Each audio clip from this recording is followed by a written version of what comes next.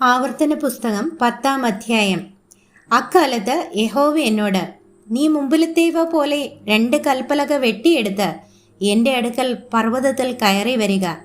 മരം കൊണ്ട് ഒരു പെട്ടകവും ഉണ്ടാക്കുക. നീ ഉടച്ചു കളഞ്ഞ മുൻപിലത്തെ പലകകളിൽ ഉണ്ടായിരുന്ന വചനങ്ങൾ ഞാൻ ആ പലകകളിൽ എഴുതും. നീ അവയെ ആ പെട്ടകത്തിൽ വയ്ക്കണം എന്ന് കൽപ്പിച്ചു. അങ്ങനെ ഞാൻ ഖദിരമരം കൊണ്ട് ഒരു പെട്ടകമുണ്ടാക്കി. മുമ്പിലത്തെയോ പോലെ 2 കൽപ്പലക വെട്ടിയെടുത്ത് കയ്യിൽ ആ പലകയുമായി പർവ്വതത്തിൽ കയറി. മഹായോഗമുണ്ടായിരുന്ന നാളിൽ യഹോവ പർവ്വതത്തിൽ തീയുടെ നടുവിൽ നിന്ന് നിങ്ങളോട് അരുളി ചെയ്ത 10 കൽപ്പനയും യഹോവ മുൻപിലത്തെ എഴുത്തുപോലെ പലകകളിൽ എഴുതി അവയെ എൻ്റെ പക്കൽ തന്നു. അനന്തരം ഞാൻ തിരിഞ്ഞ് പർവ്വതത്തിൽ നിന്ന് ഇറങ്ങി ഞാൻ ഉണ്ടാക്കിയിരുന്ന പെട്ടകത്തിൽ പലക വെച്ചു. യഹോവ എന്നോട് കൽപ്പിച്ചതുപോലെ അവ അവിടെ തന്നെയുണ്ട്. ഇസ്രായേൽ മക്കൾ ബെനയാക്കാൻ എന്ന ബേരൂത്തിൽ നിന്ന് മോസരയിലേക്ക് യാത്ര ചെയ്തു. അവിടെ വെച്ച് അഹരോൻ മരിച്ചു. അവിടെ അവനെ അടക്കം ചെയ്തു. അവൻ്റെ മകൻ എലയാസാർ അവന് പകരം പുരോഹിതനായി. അവിടെ നിന്ന് അവർ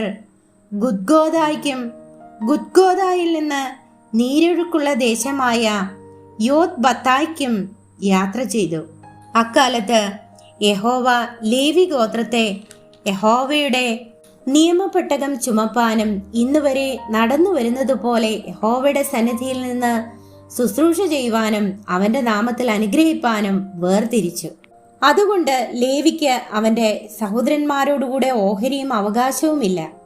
നിന്റെ ദൈവമായ യഹോവ അവന് വാഗ്ദത്തം ചെയ്തതുപോലെ യഹോവ തന്നെ അവന്റെ അവകാശം. ഞാൻ മുൻപിലത്തെ പോലെ 40 രാവും 40 പകലും പർവ്വതത്തിൽ താമസിച്ചു. ആ പ്രാവശ്യവും യഹോവ എൻ്റെ അപേക്ഷ കേട്ടു. നിന്നെ നശിപ്പിക്കാതിരിപ്പാൻ യഹോവയ്ക്ക് സമ്മതമായി. പിന്നെ യഹോവ എന്നോട്, നീ എഴുന്നേറ്റ് യാത്ര പുറപ്പെട്ട് ജനത്തിന് മുന്നടക്കാം. അവർക്ക് കൊടുക്കുമെന്ന് ഞാൻ അവരുടെ പിതാക്കന്മാരോട് സത്യം ചെയ്ത ദേശം അവർ ചെന്ന് കൈവശമാക്കട്ടെ എന്ന് കൽപ്പിച്ചു. ആകയാൽ ഇസ്രായേലേ, നിന്റെ ദൈവമായ യഹോവയെ ഭയപ്പെടുകയും അവന്റെ എല്ലാ വഴികളിലും നടക്കുകയും അവനെ സ്നേഹിക്കുകയും നിന്റെ ദൈവമായ യഹോവയെ പൂർണ്ണ ഹൃദയത്തോടും പൂർണ്ണ മനസ്സോടും കൂടെ സേവിക്കുകയും ഞാൻ ഇന്ന് നിന്നോട് ആജ്ഞാപിക്കുന്ന യഹോവയുടെ കൽപ്പനകളും ചട്ടങ്ങളും നിന്റെ നന്മയ്ക്കായി പ്രമാണിക്കുകയും വേണം എന്നല്ലാതെ നിന്റെ ദൈവമായ യഹോവ നിന്നോട് ചോദിക്കുന്നത് എന്ത്? ഇതാ സ്വർഗവും സ്വർഗാദി സ്വർഗവും ഭൂമിയും അതിലുള്ളതൊക്കെയും നിന്റെ ദൈവമായ യഹോവയ്ക്കുള്ളവയാകുന്നു. നിന്റെ പിതാക്കന്മാരോട് മാത്രം യഹോവയ്ക്ക് പ്രീതി തോന്നി അവരെ സ്നേഹിച്ചു.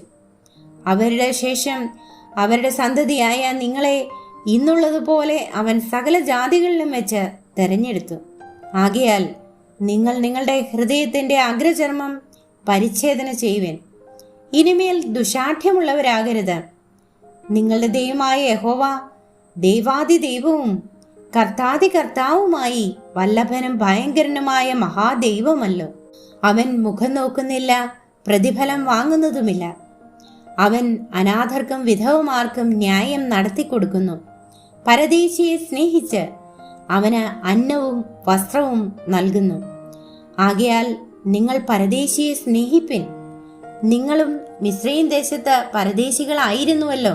നിന്റെ ദൈവമായ യഹോവയെ നീ ഭയപ്പെടേണം, അവനെ സേവിക്കണം, അവനോട് ചേർന്നിരിക്കണം, അവന്റെ നാമത്തിൽ സത്യം ചെയ്യണം. അവനാകുന്നു നിന്റെ പുകഴ്ച, അവനാകുന്നു നിന്റെ ദൈവം. നീ കണ്ണാലെ കണ്ടിട്ടുള്ള മഹത്വം ഭയങ്കരവുമായ കാര്യങ്ങളെ നിനക്ക് വേണ്ടി ചെയ്തത് അവൻ തന്നെ. നിന്റെ പിതാക്കന്മാർ 70 ദേഹികളായി മിസ്രയീമിലേക്ക് ഇറങ്ങിപ്പോയി.